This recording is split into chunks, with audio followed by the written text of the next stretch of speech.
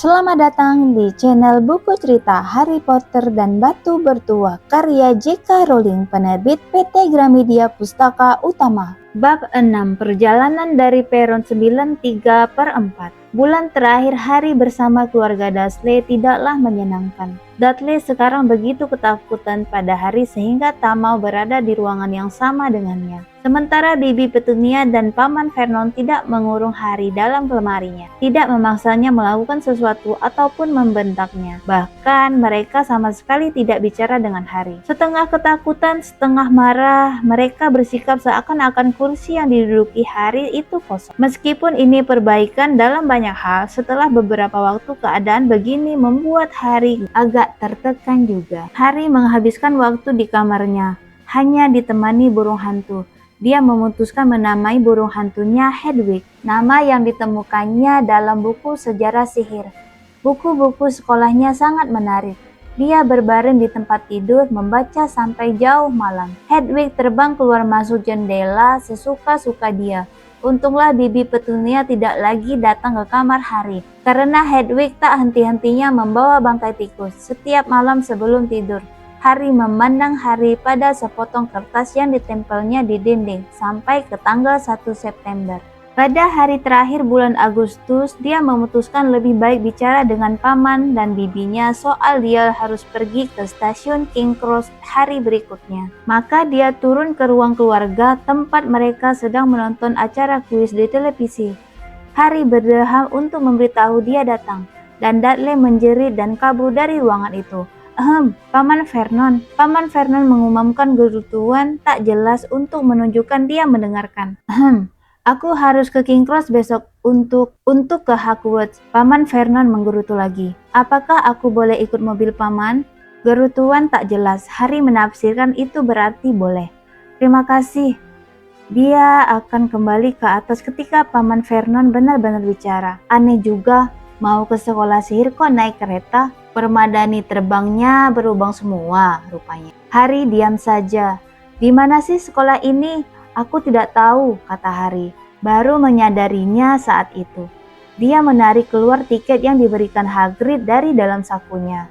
Aku cuma diminta naik kereta dari peron 93/4 pukul 11. Dia membaca. Bibi dan pamannya melongo. Peron berapa? 93/4. Jangan ngawur, kata Paman Vernon. Tak ada peron 93/4. Menurutku tiketnya begitu. Omong kosong, kata Paman Vernon. Mereka semua sinting. Lihat saja sendiri nanti. Tunggu saja. Baiklah. Kami akan mengantarmu ke King Cross. Kami toh besok memang mau ke London. Kalau tidak, mana mau aku peduli. Kenapa kalian mau ke London? Tanya Harry, berusaha bersikap ramah. Membawa Dudley ke rumah sakit, geram Paman Vernon. Ekornya yang kemerahan harus dipotong sebelum dia berangkat ke Smelting. Harry terbangun pukul 5 esok paginya dan terlalu gembira sekaligus tegang, sehingga tak bisa tidur lagi. Dia bangun dan memakai celana jeans karena tak mau ke stasiun memakai jubah sihir. Dia akan berganti pakaian di kereta saja. Sekali lagi diperiksanya daftar Hogwarts-nya, kalau-kalau yang diperlukannya masih ada yang ketinggalan. Mengecek apakah Hedwig sudah aman terkurung di dalam sangkar. Kemudian mondar-mandir dalam kamar, menunggu keluarga Dursley bangun. 2 jam kemudian koper besar Harry sudah dimasukkan ke mobil keluarga Dursley. Bibi Petunia membujuk Dudley agar mau duduk di sebelah Harry dan mereka pun berangkat. Mereka tiba di King Cross pukul 10:30. Paman Vernon mengempaskan koper Harry di troli dan mendorongnya ke dalam stasiun. Harry berpendapat Paman Vernon baik sekali. Sampai Paman Vernon mendadak berhenti di depan deretan Veron dengan seringai menyebalkan di wajahnya. Nah, ini dia, nak. Peron 9, peron 10, peronmu seharusnya diantaranya. Tetapi rupanya belum dibangun ya. Paman Vernon benar, tentu saja. Ada angka 9 plastik besar di atas satu peron dan angka 10 plastik besar di peron berikutnya. Dan di antaranya sama sekali tak ada apa-apa. Semoga senang di sekolah, kata Paman Vernon dengan seringai yang lebih menyebalkan. Dia pergi tanpa berkata apa-apa lagi. Harry menoleh dan melihat mobil keluarga Dursley meluncur meninggalkan stasiun. Mereka bertiga tertawa-tawa. Mulut Harry jadi agak kering. Apa yang akan dilakukannya? Orang-orang mulai memandangnya dengan aneh gara-gara Hedwig. Dia harus bertanya pada seseorang. Dia menghentikan petugas yang lewat tetapi tak berani menyebut peron 93/4.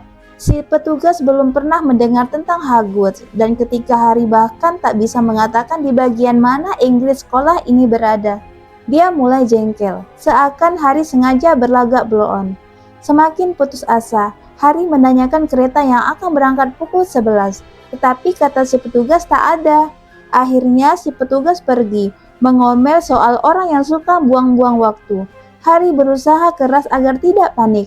Menurut jam besar di atas papan kedatangan, dia hanya punya waktu 10 menit lagi untuk naik kereta ke Hogwarts dan dia sama sekali tak tahu harus bagaimana.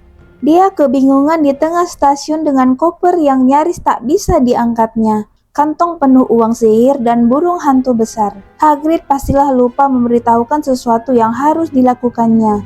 Misalnya mengetuk batu bata 3 kali di sebelah kiri untuk masuk ke The Diagon Alley. Dia bertanya-tanya dalam hati apakah sebaiknya dia mengeluarkan tongkatnya dan mengetuk box penjualan tiket di antara peron 9 dan 10. Saat itu serombongan orang lewat di belakangnya dan tertangkap olehnya beberapa kata yang diucapkan penuh magel. Tentu saja, Harry langsung membalik. Yang bersuara wanita gemuk bicara kepada keempat anak laki-laki, semua dengan rambut merah menyala. Masing-masing mendorong koper seperti milik Harry di depan mereka dan mereka punya burung hantu. Dengan jantung berdegup keras, Harry mendorong trolinya mengikuti mereka. Mereka berhenti dan dia ikut berhenti. Cukup dekat untuk mendengar apa yang mereka katakan. "Peron berapa?" tanya ibu anak-anak itu. 9:34.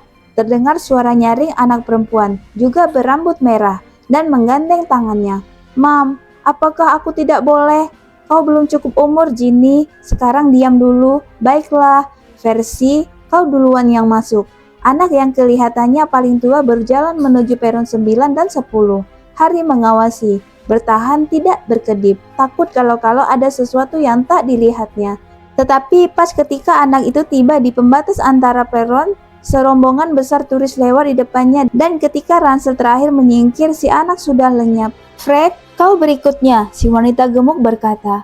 "Aku bukan Fred, aku George," kata si anak. "Astaga, Mam, katanya ibu kami, masa tidak bisa membedakan bahwa aku George?" "Sorry George, cuma bergurau, aku Fred," kata si anak. Lalu langsung pergi. Kembarannya berteriak agar dia bergegas. Dan pastilah dia bergegas, karena sedetik kemudian dia sudah lenyap. Tetapi bagaimana caranya? Sekarang saudara ketiga berjalan cepat menuju ke palang rintangan tiket. Dia nyaris sampai dan mendadak dia lenyap. Hilang begitu saja. "Maaf," kata Harry kepada si wanita gemuk. "Halo nak," katanya. "Baru pertama kali ke Hogwarts?" "Ya." Ron juga baru. Dia menunjuk anak laki-laki yang terakhir dan termuda. Dia kurus dan jangkung, dengan bintik-bintik di muka, kaki tangan besar dan hidung panjang. "Ya," kata Harry, Masalahnya saya tidak tahu bagaimana." "Bagaimana ke peronnya?" tanyanya ramah, dan Harry mengangguk. "Jangan khawatir," katanya. "Yang harus kau lakukan hanyalah berjalan, menembus palang rintangan antara peron 9 dan 10. Jangan berhenti dan jangan takut kau akan menabraknya. Ini yang paling penting. Paling baik melakukannya setengah berlari. Kalau kau cemas, ayo masuklah sekarang sebelum Ron." Oke," kata Harry. Harry memutar trolinya dan memandang palang rintangan. Kelihatannya kuat sekali. Dia mulai berjalan ke arah palang. Berkali-kali dia tersenggol orang-orang yang berjalan ke peron 9 dan 10. Harry berjalan semakin cepat. Sebentar lagi dia akan menabrak box penjual tiket, lalu akan mendapat kesulitan. Harry membungkuk di atas trolinya. Dia berlari. Palang semakin lama semakin dekat. Dia tak akan bisa berhenti. Troli sudah di luar kendali. Tinggal 30 senti lagi. Dia memejamkan mata menunggu saat tabrakan. Tetapi ternyata dia tidak menabrak apa-apa. Dia masih terus berlari. Dia membuka mata. Kereta api berwarna merah menunggu di sebelah peron yang penuh orang. Tulisan di atasnya berbunyi Hogwarts Express, pukul 11. Harry menoleh ke belakang dan melihat gerbang melengkung di tempat yang tadinya tempat box tiket dengan tulisan peron 9:3/4. Dia berhasil. Asap lokomotif melayang di atas kepala orang-orang yang ramai mengobrol. Sementara kucing-kucing dalam berbagai warna menyusup-nyusup di antara kaki mereka. Burung-burung hantu bersahutan, ditingkahi suara obrolan dan derit koper-koper berat yang diseret. Rangkaian beberapa gerbong yang di depan sudah penuh anak-anak. Beberapa di antaranya menjulurkan tubuh keluar jendela untuk mengobrol dengan keluarga mereka. Yang lain berebut tempat duduk. Harry mendorong trolinya sepanjang peron, mencari tempat duduk yang masih kosong. Dia melewati anak laki-laki berwajah bulat yang sedang berkata, "Nek, kataku hilang lagi." "Oh, Nepil," didengarnya perempuan tua itu menghela napas. Seorang anak laki-laki berambut keriting dikerumuni serombongan anak. "Coba kami lihat, Li, ayo dong." Anak itu mengangkat tutup kotak yang dipeluknya dan anak-anak yang merubungnya langsung menjerit dan berteriak-teriak ketika ada kaki panjang berbulu keluar dari kotak itu. Harry melewati orang-orang yang berdesakan sampai dia tiba di gerbong kosong hampir di ujung kereta. Mula-mula dinaikkannya Hedwig, kemudian dia mulai mengangkat dan mendorong kopernya lewat pintu kereta. Dicobanya mengangkatnya melewati undakan, tetapi dia nyaris tak bisa mengangkat salah satu ujungnya dan 2 kali koper itu menjatuhi kakinya. "Sakit sekali." "Perlu bantuan?"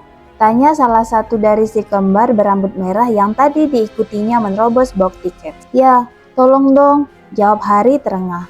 "Oi, Fred, sini bantu." Dengan bantuan si kembar, koper Harry akhirnya berhasil ditempatkan di sudut gerbong. "Terima kasih," kata Harry, seraya menyeka rambutnya yang berkeringat dari mata. "Apa itu?" kata salah satu dari si kembar tiba-tiba sambil menunjuk ke bekas luka Harry yang berbentuk kilat menyambar. "Astaga," kata si kembar satunya. "Apakah kau?" "Betul dia," kata si kembar yang pertama. "Iya kan?" tanyanya pada Harry. "Apa?" tanya Harry. "Harry Potter," si kembar menjawab bersamaan. "Oh, dia," kata Harry. "Maksudku, ya, aku Harry Potter." Kedua anak itu melongo memandangnya dan muka Harry menjadi merah. Kemudian, betapa leganya dia terdengar suara dari pintu kereta. "Fred, George, kalian di dalam?" "Ya, Mam." Sambil melempar pandang ke arah Harry, si kembar melompat turun dari kereta. Harry duduk di dekat jendela. Dari situ, setengah tersembunyi, dia bisa memandang keluarga berambut merah di peron dan mendengar apa yang mereka ucapkan. Ibu mereka baru saja mengeluarkan sapu tangan. "Ron, hidungmu ada kotorannya." Anak laki-laki termuda mencoba menghindar, tetapi si ibu menjamretnya dan mulai menggosok ujung hidungnya. "Mam, tak usah." Dia menggeliat membebaskan diri. "Ah, ada apa di ujung hidung si Roni?" kata salah satu dari si kembar. "Diam kau," kata Ron. "Di mana Percy?" tanya ibu mereka. "Itu dia." Anak laki-laki tertua muncul. Dia sudah berganti pakaian dengan jubah hitam Hogwartsnya yang melambai dan Harry melihat lencana perak berkilat dengan huruf V tersemat di dadanya. "Tidak bisa lama-lama, Mam," katanya. "Aku di depan. Untuk para prefek disediakan 2 gerbong khusus." Prefek adalah beberapa murid senior yang diberi tanggung jawab untuk mengatur ketertiban. "Oh, jadi kau prefek, Percy?" kata salah satu dari si kembar. Seolah kaget sekali. "Mestinya bilang-bilang dong, kami tidak tahu sama sekali." "Tunggu, kurasa aku ingat dia pernah bilang kok," kata kembar satunya. "Sekali atau 2 kali, setiap menit, sepanjang musim panas." "Oh, tutup mulutmu," kata Percy si prefek. "Bagaimana Percy bisa mendapat jubah baru sih?" tanya salah satu dari si kembar. "Karena dia prefek," jawab ibu mereka penuh kasih sayang. "Baiklah sayang, semoga senang di sekolah. Kirim burung hantu kalau kau sudah tiba ya." Diciumnya pipi Percy dan Percy pergi lagi. Kemudian si ibu menoleh kepada si kembar. "Nah, kalian berdua tahun ini kalian jangan nakal. Kalau sekali lagi aku menerima burung hantu yang memberitahu bahwa kalian meledakkan toilet atau meledakkan toilet. Kami belum pernah meledakkan toilet, tapi ide bagus itu. Crims, Mom, tidak lucu. Dan jaga Ron. Jangan khawatir, Roni kecil akan aman bersama kami." "Diam," kata Ron lagi. Tingginya sudah hampir sama dengan si kembar. Hidungnya masih merah di tempat yang tadi digosok ibunya. "Hei, Mam, tahu tidak? Coba tebak siapa yang baru saja kami temui di kereta." Harry cepat-cepat bersandar ke belakang agar mereka tidak bisa melihatnya sedang mengawasi mereka. "Mam, tahu siapa anak laki-laki berambut hitam yang tadi ada di dekat kita di stasiun?" "Tahu tidak siapa dia?" Siapa? Harry Potter. Harry mendengar suara si anak perempuan kecil. Oh, Mam, bolehkah aku naik ke kereta dan melihatnya? Mam, oh boleh ya. Kau sudah melihatnya, Ginny, dan anak malang itu bukan untuk dilihat-lihat seperti penghuni kebun binatang. Benarkah dia Harry Potter, Fred? Bagaimana kau bisa tahu? Aku tanya dia, melihat bekas lukanya, benar-benar ada, seperti sambaran kilat. Kasihan, pantas saja dia sendirian. Aku tadi bertanya-tanya dalam hati, dia sopan sekali ketika bertanya bagaimana bisa sampai ke peron. Itu sih tidak penting. Apakah menurut Mam dia masih ingat seperti apa kau tahu siapa? Ibu mereka mendadak menjadi sangat tegas. Kularang kau menanyainya, Fred. Jangan berani-berani bertanya padanya. Kau pikir dia perlu diingatkan tentang musibah itu pada hari pertamanya bersekolah? Baiklah, tenang saja. Terdengar bunyi fluid. Cepatlah, kata ibu mereka. Dan 3 anak laki-laki itu naik ke kereta. Mereka menjulurkan badan keluar jendela agar bisa mendapat ciuman selamat tinggal. Dan adik perempuan mereka mulai menangis. Jangan nangis, Ginny. Kami akan kirim banyak burung hantu. Kami akan mengirimimu seperangkat toilet Hogwarts.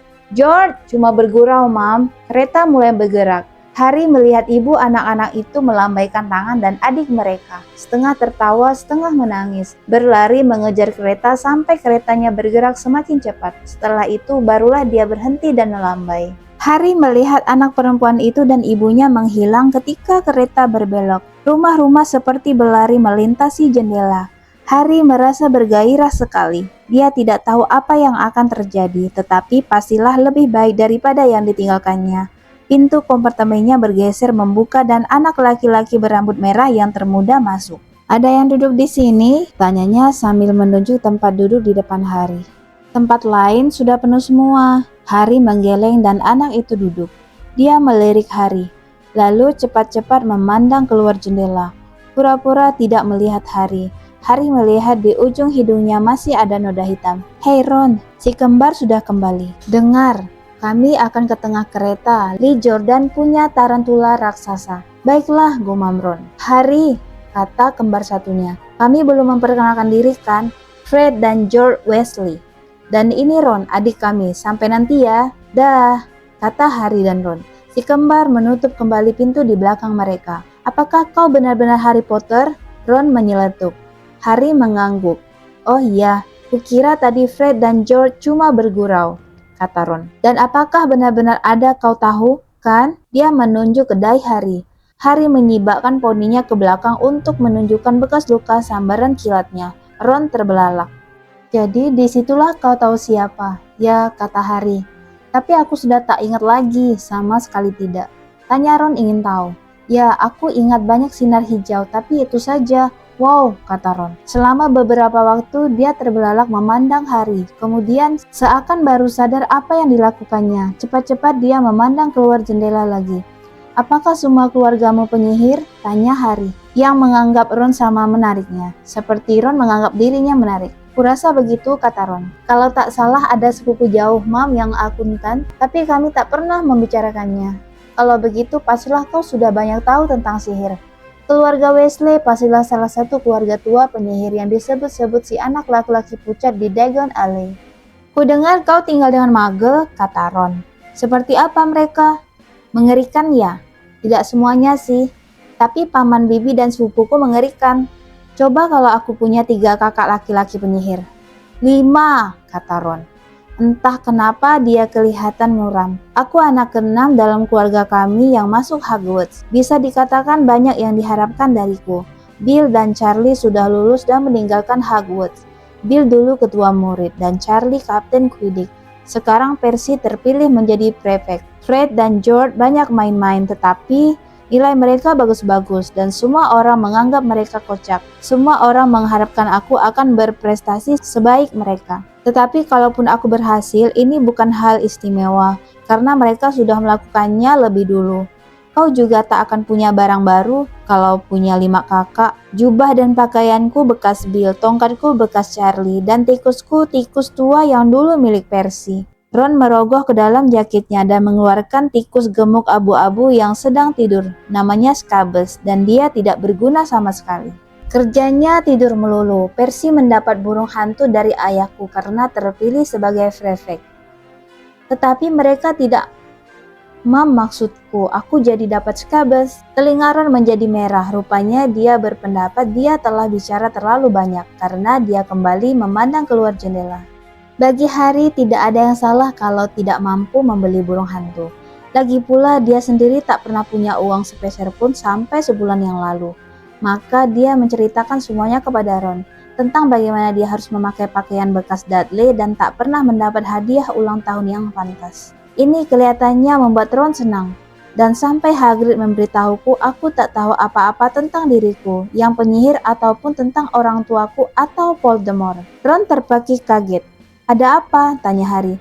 Kau menyebutkan nama, kau tahu siapa? Kata Ron. Kedengarannya syok sekaligus kagum. Kukira kau, lebih-lebih aku tidak mencoba berani atau apa dengan menyebut nama itu, kata Harry. Aku hanya tak pernah tahu nama itu pantang disebut. Tahu kan, maksudku masih banyak sekali yang harus kupelajari. Pasti, dia menambah, mengutarakan untuk pertama kalinya sesuatu yang belakangan ini banyak membuatnya cemas. Pasti aku paling bego di kelas. Tidak, banyak orang yang berasal dari keluarga Muggle dan mereka belajar dengan cukup cepat. Sementara mereka mengobrol, kereta api telah membawa mereka meninggalkan London. Sekarang mereka melewati ladang-ladang penuh sapi dan biri-biri. Selama beberapa waktu mereka diam, memandang ladang-ladang dan jalanan berkelebat cepat. Sekitar pukul 12:30 siang terdengar bunyi berkelontangan di lorong. Lalu seorang wanita berlesung pipi tersenyum membuka pintu mereka dan berkata, "Mau beli sesuatu dari troli, anak-anak?" Harry yang belum sarapan langsung melompat berdiri, tetapi telinga Ron jadi merah lagi dan dia bergumam bahwa dia sudah membawa bekal sandwich. Harry keluar ke lorong. Harry tak pernah punya uang untuk membeli permen selama tinggal dengan keluarga Dursley. Dan sekarang ketika kantongnya penuh uang emas dan perak, dia siap membeli coklat Mars bar sebanyak yang kuat di bawahnya. Tetapi wanita itu tidak punya Mars bar. Yang dijualnya adalah kacang segala rasa Bertie Bott, permen karet tiup paling hebat Drabble, coklat kodok, pastel labu, bolo kuali, tongkat likor, dan beberapa makanan aneh lagi yang belum pernah dilihat Harry seumur hidupnya. Karena tak ingin ada yang ketinggalan, Harry membeli semuanya dan membayar perempuan itu 11 sikel perak dan 7 kenat perunggu. Ron terbelalak melihat Harry membawa semua belanjaannya ke dalam kompartemen mereka dan menuangnya di tempat duduk kosong. Lapar rupanya, lapar berat, sahut Harry sambil menggigit sepotong besar pastel labu. Ron sudah mengeluarkan bungkusan besar dan membukanya. Ada 4 sandwich di dalamnya. Ron membuka satu di antaranya dan berkata, "Mom selalu lupa aku tidak suka kornet." "Tukar saja dengan ini," kata Harry seraya mengulurkan pastel. "Ayo tukar." "Kau tak akan mau roti ini, sudah kering," kata Ron. "Mom tak punya banyak waktu," dia menambahkan cepat-cepat. "Maklumlah, anaknya banyak." "Ayo, pastel ini untukmu," kata Harry, yang belum pernah memiliki sesuatu untuk dibagikan atau malahan orang lain yang bisa diajak berbagi. Senang rasanya duduk bersama Ron, makan pastel dan bolu sepanjang jalan. Sandwichnya tergeletak terlupakan. "Apa ini?" Harry bertanya kepada Ron sambil mengangkat satu pak coklat kodok. "Bukan kodok betulan, kan?" Dia mulai merasa tak ada lagi yang bisa membuatnya terkejut.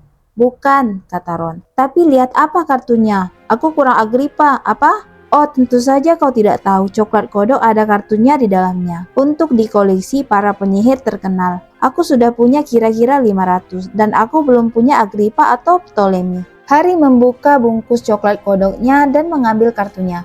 Ada foto wajah laki-laki. Dia memakai kacamata bulan separuh, hidungnya bengkok dan rambut janggut serta kumisnya putih panjang keperakan. Di bawah foto itu ada nama Albus Dumbledore. "Jadi ini Dumbledore," kata Harry. "Jangan bilang kau belum pernah dengar tentang Dumbledore," kata Ron. "Boleh aku minta kodok? Siapa tahu aku dapat Agrippa, Trims." Harry membalik kartunya dan membaca. Albus Dumbledore saat ini menjabat kepala sekolah Hogwarts. Banyak yang menganggapnya sebagai penyihir terbesar di zaman modern ini. Profesor Dumbledore khususnya terkenal karena berhasil mengalahkan penyihir aliran hitam Grindelwald pada tahun 1945. Penemuannya untuk 12 kegunaan darah naga dan karyanya di bidang alkimia yang dikerjakannya bersama mitranya, Nicholas Flamel. Profesor Dumbledore menyukai musik kamar dan bowling. Harry membalik kembali kartunya dan kaget sekali melihat wajah Dumbledore sudah lenyap. Dia pergi. Ya, kan dia tidak bisa di sini seharian, kata Ron. Dia akan muncul lagi. Aduh, aku dapat Morgana lagi. Padahal aku sudah punya 6. Kau mau? Kau bisa mulai mengoleksi. Mata Ron tertuju pada tumpukan coklat kodok yang menunggu dibuka bungkusnya. Ambil saja, kata Harry. Tapi di dunia Muggle wajah orang tidak pergi dari foto. Begitu. Apa? Mereka tidak bergerak sama sekali. Ron kedengarannya heran. Aneh, Harry terbelalak ketika Dumbledore muncul lagi di kartu yang dipegangnya dan tersenyum kecil kepadanya. Ron lebih tertarik memakan coklatnya daripada melihat-lihat para penyihir terkenal. Tetapi Harry tak bisa mengalihkan pandangan dari kartu-kartu itu. Segera saja dia tak hanya punya Dumbledore dan Morgana, tetapi juga Hengist of Woodthorpe, Alberic Grunion, Sis Paracelsus, dan Merlin. Dia akhirnya mengalihkan pandang dari pendeta perempuan Cleodna yang menggaruk-garuk hidung untuk membuka kantong kacang segala rasa bertibur. Hati-hati loh, Ron memperingatkan Harry. Segala rasa di situ benar-benar segala rasa. Tahu kan? Kau mendapat rasa-rasa biasa seperti coklat, mint segar, selai, tapi kau juga bisa mendapat rasa bayam, hati, dan babat. George bahkan menduga dia pernah mendapat kacang rasa setan. Ron mengambil sebutir kacang hijau, mengamatinya dengan teliti, dan menggigit sedikit ujungnya. Bleh, benar kan? Toge. Mereka asik sekali makan kacang segala rasa. Harry mendapat roti bakar, kelapa, kacang panggang, stroberi, kari, rumput, kopi, sarden, dan bahkan cukup berani menggeriti ujung kacang abu-abu yang Ron bahkan tak berani menyentuhnya. Dan ternyata itu rasa merica. Daerah pedesaan yang melesat melewati mereka semakin liar. Ladang-ladang yang rapi sekarang sudah lenyap. Yang ada hutan, sungai berkelok-kelok, dan bukit-bukit hijau gelap. Terdengar ketukan di pintu kompartemen mereka dan anak laki-laki berwajah bundar yang tadi dilewati Harry di peron 93/4 masuk. Dia kelihatannya habis menangis. Maaf, katanya. Tapi apakah kalian melihat katak? Ketika mereka menggeleng, anak itu meratap. Hilang deh, dia kabur terus dariku. Dia akan muncul, kata Harry. Ya, kata si anak sedih. Ya, kalau kau melihatnya, dia pergi. Aku tak tahu kenapa dia sesedih itu, kata Ron. Kalau membawa katak, aku akan kehilangan dia secepat mungkin. Ya, aku membawa skabes, jadi aku tak bisa bicara. Tikus itu masih tidur di pangkuan Ron. Dia bisa saja mati dan kau tak akan tahu perbedaannya, kata Ron sebal. Aku mencoba mengubahnya jadi kuning kemarin, tapi mantranya tidak manjur. Akan kutunjukkan. Lihat, dia mengadu-ngadu koper dan menarik keluar tongkat yang sudah sangat butut. Tongkat itu tergores dan bocel di mana-mana dan ada benda putih berkilau di ujungnya. Rambut unicornnya sudah hampir lepas. Yang jelas Ron baru mengangkat tongkatnya ketika pintu kompartemen mereka menggeser terbuka kembali. Anak yang kehilangan katak muncul lagi. Tetapi kali ini dia ditemani anak perempuan. Anak perempuan itu sudah memakai jubah Hogwarts-nya. Ada yang melihat katak?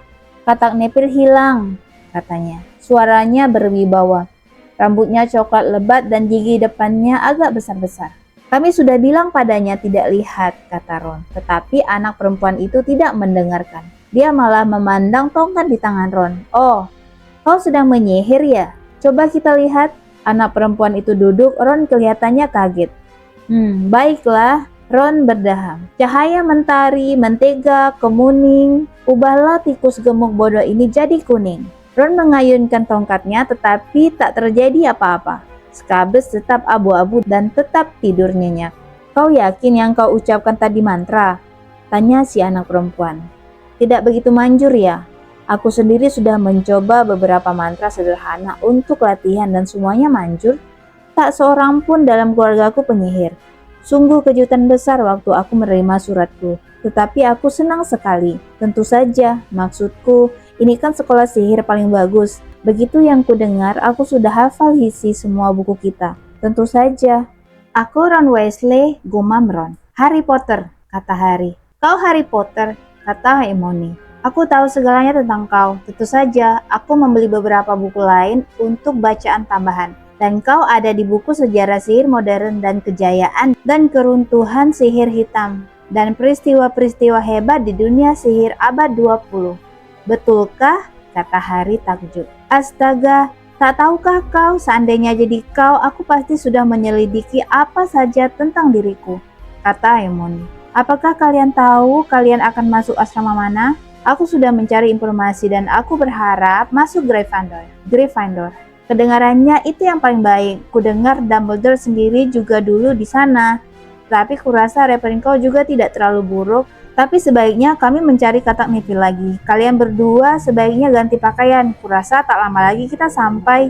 Dan dia pergi mengajak si anak yang kehilangan katak. Di rumah asrama manapun aku nanti, kuharap tidak serumah dengan dia, kata Ron. Dilemparkannya kembali tongkatnya ke dalam koper. Tongkat bego, dikasih George. Pasti deh dia tahu tidak manjur. Di asrama mana kakak-kakakmu? Tanya Harry. Gryffindor, kata Ron. Kemuraman menyelimuti wajahnya lagi. Mam dan Dad juga di situ. Aku tak tahu apa yang akan dikatakan mereka kalau aku tidak bisa masuk situ. Kurasa Ravenclaw tidak terlalu buruk, tetapi bayangkan kalau mereka menempatkan aku di Slytherin. Paul, maksudku, kau tahu siapa dulu di asrama itu? Iya, kata Ron. Dia terenyak kembali di tempat duduknya, kelihatan tertekan. Ron, ujung kumis Kabes warnanya lebih muda ya, kata Harry, berusaha mengalihkan pikiran Ron dari asrama-asrama. Apa yang dilakukan kedua kakakmu yang sudah meninggalkan Hogwarts? Harry bertanya-tanya dalam hati. Apa yang dilakukan penyihir setelah sekolahnya selesai? Charlie di Romania mempelajari tentang naga dan Bill di Afrika melakukan sesuatu untuk Gringotts, kata Ron. Kau sudah dengar tentang Gringotts? Beritanya ramai di Daily Prophet, tetapi kurasa Muggle tidak membaca koran itu. Ada yang mencoba merampok ruangan besi yang pengamanannya sangat ketat. Harry terbelalak. Betul? Apa yang terjadi pada mereka? Tidak ada, itulah sebabnya ini jadi berita besar. Mereka tidak tertangkap. Ayahku bilang pastilah penyihir hitam yang hebat kalau bisa lolos dari Gringotts. Tetapi katanya mereka tidak mengambil apa-apa. Itu yang aneh. Tentu saja semua orang jadi takut kalau hal semacam ini terjadi. Siapa kau tahu siapa berada di belakangnya? Harry mencerna berita ini dalam benaknya. Dia mulai dirasuki rasa takut setiap kali kau tahu siapa disebut-sebut. Dia menduga ini bagian dari memasuki dunia sihir. Tetapi lebih nyaman bisa mengucapkan Voldemort tanpa perlu cemas. Apa tim Quidditch favoritmu? Tanya Ron. Aku tak kenal tim Quidditch manapun, Harry mengaku. Apa? Ron tercengang. Oh, tunggu saja. Ini permainan paling hebat sedunia. Langsung saja Ron nyerocos menjelaskan tentang 4 bola dan posisi 7 pemainnya, menceritakan pertandingan-pertandingan besar yang pernah ditontonnya bersama kakak-kakaknya dan sapu terbang yang ingin dibelinya jika dia punya cukup uang. Dia sedang menerangkan aturan-aturan mainnya ketika pintu kompartemen mereka terbuka lagi, tetapi kali ini yang datang bukan Neville yang kehilangan katak ataupun Hermione Granger. 3 anak laki-laki masuk dan Harry langsung mengenali yang di tengah. Si anak laki-laki pucat yang ada di toko jubah Madam Malky. Dia memandang Harry dengan lebih berminat daripada waktu di Diagon Alley. Betulkah? Katanya. Di seluruh gerbong anak-anak mengatakan Harry Potter ada di kompartemen ini. Jadi, rupanya kau ya? Ya, kata Harry. Dia memandang 2 anak lainnya. Mereka besar dan kelihatannya sadis sekali. Berdiri di kanan kiri anak pucat itu. Mereka kelihatan seperti pengawal. Oh, ini Grape dan ini Goyle, kata si pucat sambil lalu. Ketika melihat siapa yang dipandang Harry dan namaku Malfoy, Draco Malfoy. Ron terbatuk, yang mungkin dilakukannya untuk menyamarkan kikikan. Draco Malfoy memandangnya. Kau pikir namaku lucu ya? Aku tak perlu tanya siapa kau. Ayahku bilang semua Weasley berambut merah, punya bintik-bintik di pipi, dan punya lebih banyak anak daripada yang sanggup mereka tanggung. Dia kembali memandang Harry. Kau akan segera tahu siapa keluarga penyihir jauh lebih baik daripada yang lain, Potter. Jangan sampai berteman dengan orang yang salah. Aku bisa membantumu dalam hal ini. Dia mengulurkan tangan untuk menjabat tangan Harry, tetapi Harry tidak menyambutnya. Kurasa aku bisa menentukan sendiri mana orang yang salah. Terima kasih, katanya dingin. Wajah Draco Malfoy tidak berubah merah, tetapi rona merah jambu muncul di pipinya yang pucat. Aku akan hati-hati kalau jadi kau, Potter, katanya perlahan. Kalau kau tidak lebih sopan sedikit, nasibmu akan sama dengan orang tuamu. Mereka juga tak tahu apa yang baik untuk mereka. Kalau kau kesana kemari dengan orang-orang urakan seperti keluarga Weasley dan Hagrid, kau pasti ketularan. Baik Harry maupun Ron bangkit. Wajah Ron sudah semerah rambutnya. Coba bilang lagi, katanya. Oh, kalian mau berkelahi dengan kami? Ya, Malfoy menyeringai. Kalau kalian tidak keluar sekarang juga, kata Harry, lebih berani daripada yang dirasakannya. Karena Grape dan Goyle jauh lebih besar daripada dia maupun Ron. Tapi kita tak mau pergi kan, teman-teman? Kami sudah menghabiskan makanan kami, sedangkan kalian masih punya sisa. Goyle mengulurkan tangan ke coklat kodok di sebelah Ron. Ron melompat ke depan, tetapi sebelum dia sempat menyentuh Goyle, Goyle sudah menjerit menyeramkan. Scabus si tikus bergantung pada jarinya. Gigi-gigi kecilnya yang tajam terbenam dalam buku jari Goyle. Grape dan Malfoy mundur sementara Goyle mengibas-ngibaskan Scabus. Seraya melolong-lolong. Dan ketika akhirnya Scabus terlepas dan menghantam jendela, mereka bertiga langsung kabur. Mungkin mereka mengira masih banyak lagi tikus bersembunyi di antara coklat-coklat. Atau mungkin mereka mendengar langkah-langkah kaki. Karena sedetik kemudian, Hermione Granger masuk. Apa yang terjadi? Tanyanya. Seraya memandang permen yang berserakan di lantai dan Ron yang memungut Scabus pada ekornya. Kurasa dia pingsan, kata Ron kepada Harry. Dia memeriksa Scabus dengan teliti. Astaga, aku tak percaya, dia sudah tidur lagi. Scabus memang tidur. Kau pernah ketemu Malfoy? Harry menjelaskan tentang pertemuan mereka di Diagon Alley. Aku sudah dengar tentang keluarganya, kata Ron muram. Mereka termasuk di antara rombongan pertama yang kembali memihak kita setelah kau tahu siapa menghilang. Katanya mereka disihir. Ayahku tidak percaya. Dia bilang ayah Malfoy tidak perlu alasan untuk memihak sihir hitam. Ron menoleh kepada Hermione. Ada yang bisa kami bantu? Kalian sebaiknya bergegas dan memakai jubah kalian. Aku baru dari depan untuk menanyai masinis dan dia bilang sebentar lagi kita sampai. Kalian tidak habis berkelahi kan? Kalian akan dapat kesulitan bahkan sebelum kita sampai. Scabus yang berkelahi bukan kami, kata Ron sebal. Silahkan menyingkir selama kami berganti pakaian. Baiklah, aku datang ke sini cuma karena orang-orang di luar bertingkah sangat kekanakan. Berlarian sepanjang lorong, kata Hermione bernada merendah. Dan hidungmu ada kotorannya. Tahukah kau? Ron mendelik ke punggung Hermione. Harry melihat keluar jendela. Sudah mulai gelap, dia bisa melihat pegunungan dan hutan di bawah langit ungu tua. Kereta api kelihatannya memang melambat. Harry dan Ron melepas jaket dan memakai jubah panjang hitam mereka. Jubah Ron agak kependekan. Celana trainingnya kelihatan di bawah jubah itu.